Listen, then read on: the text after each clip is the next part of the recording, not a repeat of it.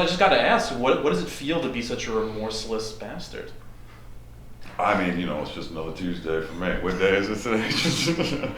Lately that's kind of my gig, is being a remorseless bastard. But, with this movie, this is kind of my foray. Well, I've done it before, but it was definitely a challenging role at the time, especially. And he is a remorseless bastard. And I can say a lot of other things about him as well, but I think that's a good little sum up. It was interesting because I had done some research after I met with Jonás and kind of agreed to do the movie. Initially it was just it was a chance to be a bad guy, certainly, but it was such this cat and mouse sort of thriller that I was attracted to that aspect of it. This was, we filmed this movie like 3 or 4 years ago. This is this is a little bit ago. When we premiered 2 years ago at Toronto, and then because of kind of what's happened,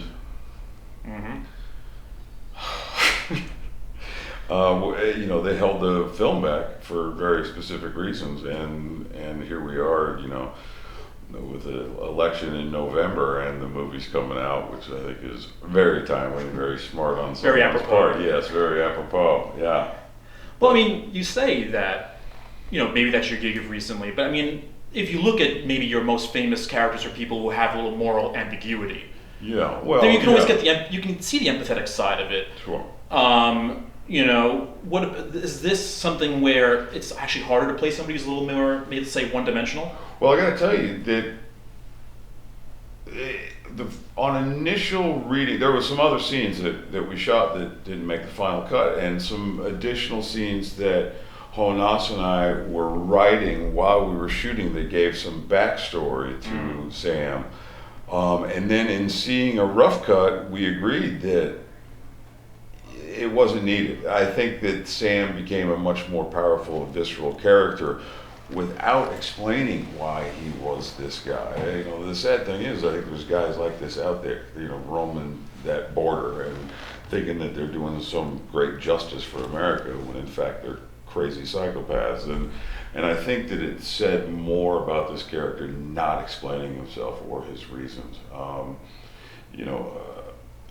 And though we shot scenes, I think they helped me in a way in working with Jonás and making these scenes kind of go, hearing kind of Sam's backstory and stuff.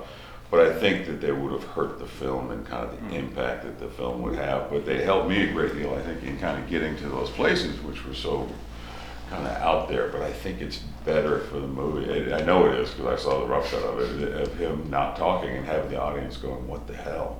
Is he just this crazy, or did something happen to him? And really, it was a snap. It was a psychotic snap that I think he has. Although now, as an audience, it doesn't matter. It doesn't matter what you know, because this is what you see and this is what you get. But I think in history of film, there are plenty of films themselves and characters that I think get misconstrued over the years. I'll use Gordon Gekko as an example, maybe, where he sort of became a hero to some people somehow. Yeah. Are you all, I'm sure there are people already now who have posters of you on the wall with the bat, with the barbed wire, but are you afraid that maybe there's somebody like in Deep South that's all of a sudden going to have a poster of you with a tracker next to you? And no doubt about it. It's funny, I just saw the other day a trailer. There's been 2 trailers. We see these trailers, and then we did a trailer for foreign audiences.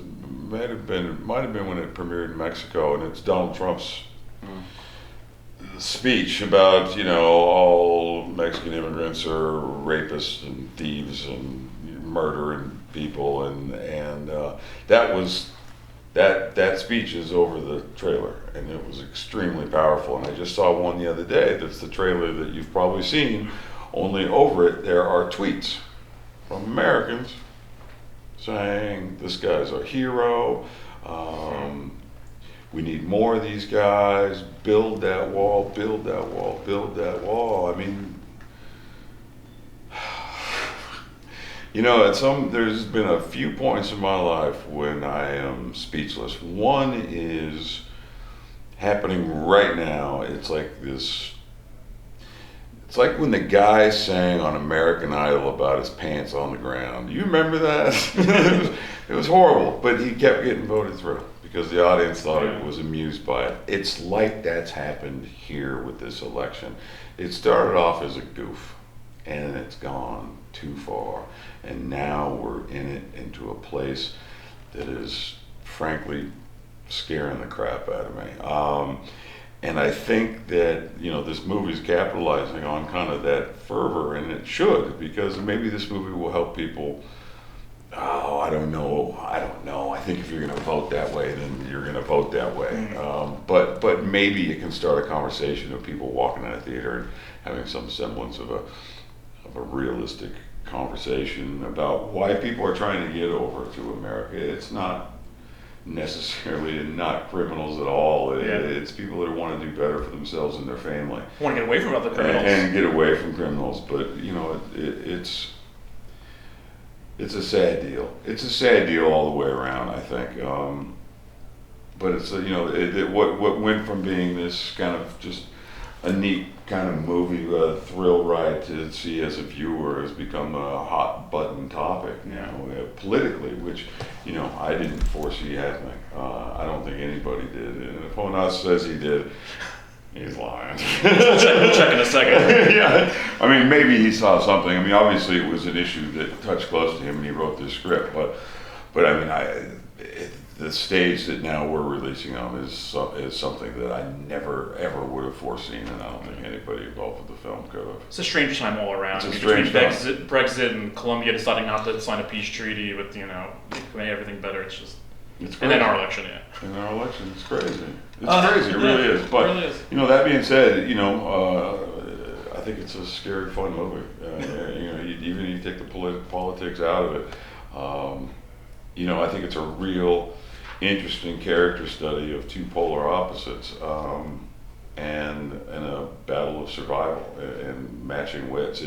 It really does remind me, and this is a conversation that I had, I'll always remember my initial meeting with Jonás, and it reminded me so much of Spielberg's Duel. Only a better character study. It wasn't just the truck, but I mean, it was that kind of it reminded me of that for some reason. And then, the opportunity to work with Gal and Jonás and Alfonso and being out there in the middle of nowhere shooting it's a hell of an experience, man. Going over a bunch of rocks as well, right? It's going over a bunch of rocks with no mats or anything to break your fall if you went. And I remember thinking a couple times, ooh, I'm probably going to die today. It was literally like crazy time. I don't know what we were thinking, but it was all about trying to make this movie as cool as possible. And so we did some crazy stuff that under normal circumstances, no studio in the world would have allowed us to do any of that. And we were, hundreds of miles from any hospital. So it was knock on wood that nobody got hurt. I think we escaped that. When I was finished filming, I remember going home just going, that was insane. What were we thinking? But, we were so caught up into it then. To end it on a lighter note. Yeah. Your co-star technically throughout the film is a dog. Oh, God, yeah. Is that, do you have to be careful not to do certain things because it has to stay trained in a certain way, or do you get to bond with it yourself? No, there was no bonding with this dog. It was 3 dogs. Okay. There was one that was supposed to be the one that was cool, that you could kind of pet and hang out with, and the other 2 just wanted to kill everything, including me. And somehow there was a mix-up one day with what dog was with me in the cab of the truck.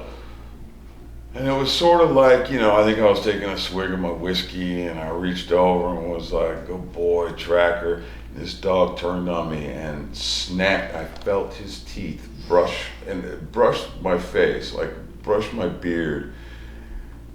I mean, his teeth, I could feel, and it was so fast, so vicious, and just a clamp. And I remember not moving for that. I could see out of the corner of my eye the DP and Jonás, and they were pale as ghosts.